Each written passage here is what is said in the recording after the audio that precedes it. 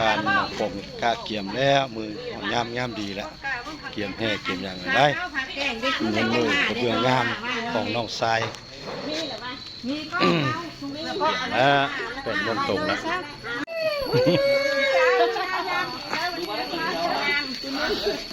อ้าวมึงนี่เนอะให้คอยมาจะตั้งโน่นตั้งใจมาเห็นอันเรื่องตาหลังนี่คืองามอันนี้ตักเห็นเลยดีให้เจ้ามีขายเขาได้เรื่องหลังนี่อ่ะโอ้เจ้ามาเทศได้มาเจ้าบ้านใดเมืองได้มาเลาะมาเลี้ยงแม่หมกแม่ไก่แล้วว่าเรือนหลังนี้จังหวะจักมาซื้อมาเล็กเอาดีใจแล้วเห็นคักแล้วมาเบิ่งแล้วมาจะเมืองจอมทองร่องแจงมาจะเมืองห่างเมืองมีมาจะเมืองมีเงินมีงามมาขอเดินไปมาซื้อเงินอ่ะ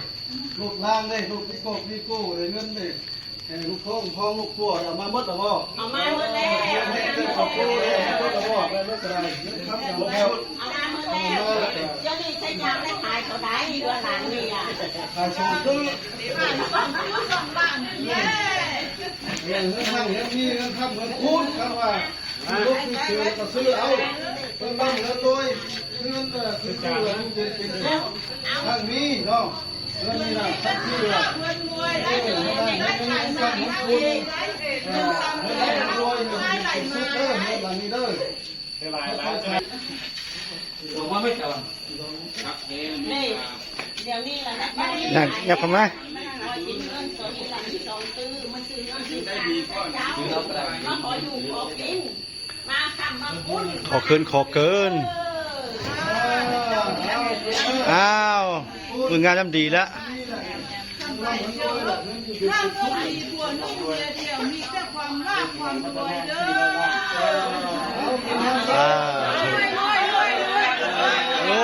รวยเฮง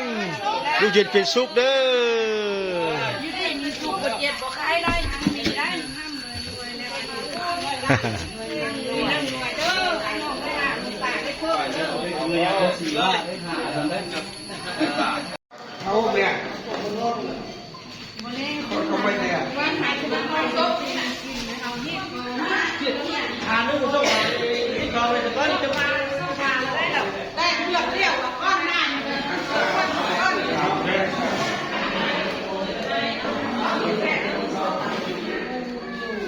พวกเราอยู่กับเราเองพวกเราฟังคนที่ได้เราเองพวกเรา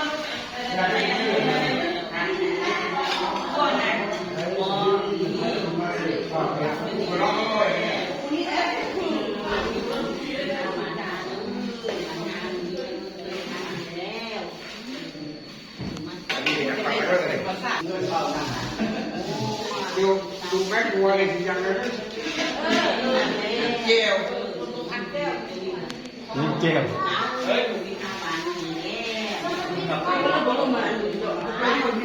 โตขึ้นบนเอาขึ้นมันลีใช่จ้ะเตอร์ผู้เดียวอ่ะลงป้าเลยจะมายังให้ได้คันอยู่นี่มันจะยุ่งน้ำเพื่อนอ่ะถ้าไปปั้นจะได้คำพูดแล้วไปโซปั้นไม่จ้าวะเรียกปั้นนี่ได้เลยนะบ้านนี่ฮะไม่ยอ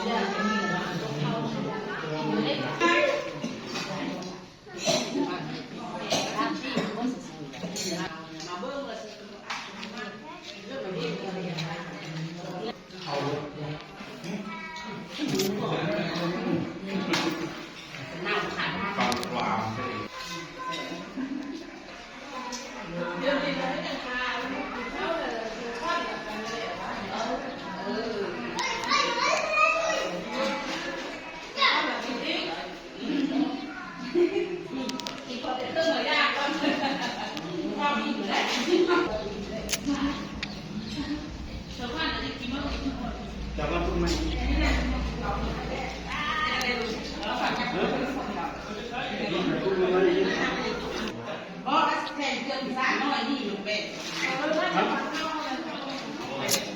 สีเขียวเป็นสัตว์เปลี่ยนตัวหรอคนเป็นตารางแบบยุกกันนอกกันอันนี้คือจันแรก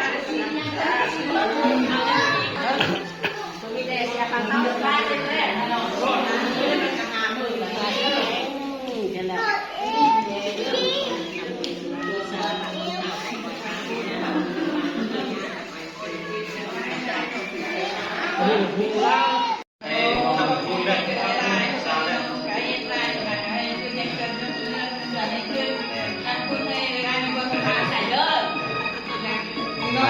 ดีไม่แห้งก็จะคนเด้อ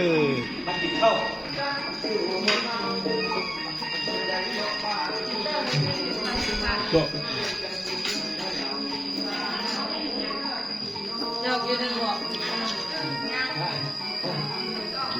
บันทึกไว้มาให้น้องเขาผู้ใดขอบักคาสบายมาหาเด้ออยู่แถว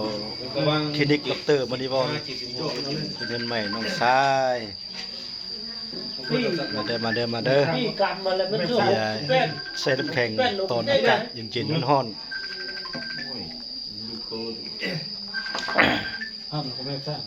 ๆงามยามดีเด้อมื้อนี้เด้อมาให้อาณาพากันแห่ขึ้นเหือนมือลูกล้ำในบ้านเพิ่นนำพานี่ดิในบ้านเพิ่นยางน้ำหลังยางน้ำหลังนำพาไปตำหลังมาซะดิ tâm nhắn tao là nó khẹt lại pha tinh gì mà khẹt chưa này ai Sơn anh em Quảng nhá này à điều người Việt Nam là ngon quá vô ngon đấy vô đấy 1-2 bát luôn à hết 1-2 bà hết luôn nhiều quá không được đấy không được không được cái tôi 50 đi là với tôi anh em với đôi anh tôi là lao gõ nhiều quá nhiều này เอาเอ็ด5บอล พิเศษมื้อนี้ เดี๋ยวนี้เหลือบอลเดียวบ่ไหว เฮียเพิ่นมากดกาเวียกงานกันจัดตั้งบ้าน ก็เอาแซงนี่ เพิ่นซานบ้านสอง จนยอมมันเก่าบ่เบา คิดฮอดหมู่คู่เด้อ เอาไม้มึงครับแม่มึงเข้ามานี่แหละ mấy con lùa phía chú lùa xài đèn hầu rồi chú xài đèn tôi lùa còn lắc pi là còn là mày dứt rồi càng phá ê một hay มู่เอาลงก้มมาน่ะนำแล้วร้อย giờ bây giờ giờ đây มู่ cái ได้ giờ กุ้มเลยมู่ได้ยุ่นบอกกุ้มนำแล้ว ก็ที่ว่าเหมาะสมฝ่าล่างฝนเนาะ สามเถื่อ มื้อนี้ลงมากินข้าวอยู่เฮือนเสี่ยวฟ้องวันนี้ อุ่นข้าวเย็น เฮาบ่ได้อันกินอันอยู่เว้ยมัวมีสิเฮามาแล้วเฮานี่ สามถึง3 นิ้ว ส่งครอบครัวกับลูก กินอร่อย ดูไว้ก่อน กินไฟอันน่ะไตแสงดอกนีออนที่นี่พุ่นยิ้มยักอยู่นี่ ต้มหมากพัดกับเจียวปลาแดก อาหารกินคืนนี้เด้ออาหารกินเด้อจะเอาเลยครบวงจร นอกนึกว่าจะเอาอันดอก นี่ลองขี่รถใหม่ของเฮียยังไม่บนเพิ่นโอ้รถใหม่ล่าสุดธรรมดาเอาเลยน้องเก็บเดินทางไปจำยังยังทองตัว